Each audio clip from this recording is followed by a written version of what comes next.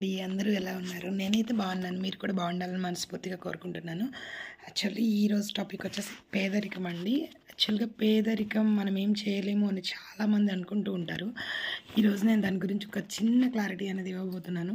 పేదరికం అనేది మనకు ఒక శాపం కాదండి. అస్సలు శాపం కాదు. అది మన విజయానికి ఒక శక్తివంతమైన ప్రణాళిక అన్నమాట. పేదరికం అనేది ఒక సమస్య కాదు, ఒక అవకాశం. ఆహ్, ఎందరో మహాత్ములు పేదరికం నుంచి పైకొచ్చారండి. ప్రపంచాన్ని కదిలించారు.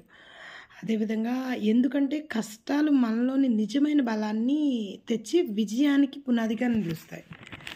ఖచ్చితంగా మనం పేదరికం అనేది మన బలహీనత మాత్రం అస్సలు కాదండి. అది మనకు ఉన్న ఒక శక్తి మాత్రమే.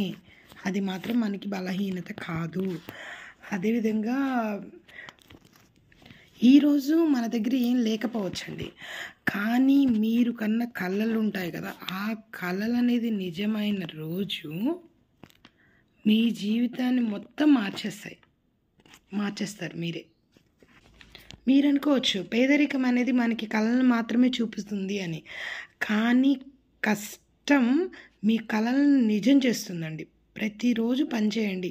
మీ సంకల్పం గొప్పదైతే ఖచ్చితంగా అనేది మీరు పేదరికం నుంచి మంచి పొజిషన్‌కొస్తారు. అదేవిధంగా మీ ఆలోచన విధానాన్ని అనేది మార్చుకోవాలి.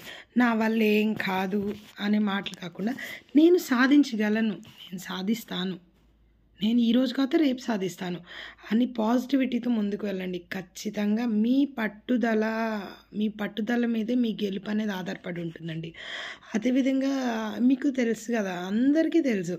ఎదుగుతున్న మొక్క కూడా ఒక చిన్న విత్తనం నుంచే వచ్చింది. అదేవిధంగా ముందుగానే మీరు ఆరంభం అనేది ఎంత చిన్నదైనా పర్లేదు.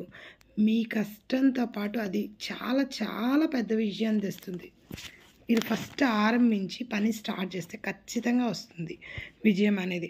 అదేవిధంగా పేదరికం మీ చివరి గమ్యం కాదండి. అది మీ నిజమైన విజయం. పేదరికంలో పుట్టడం మన తప్పు కాదు అంటారు కదా!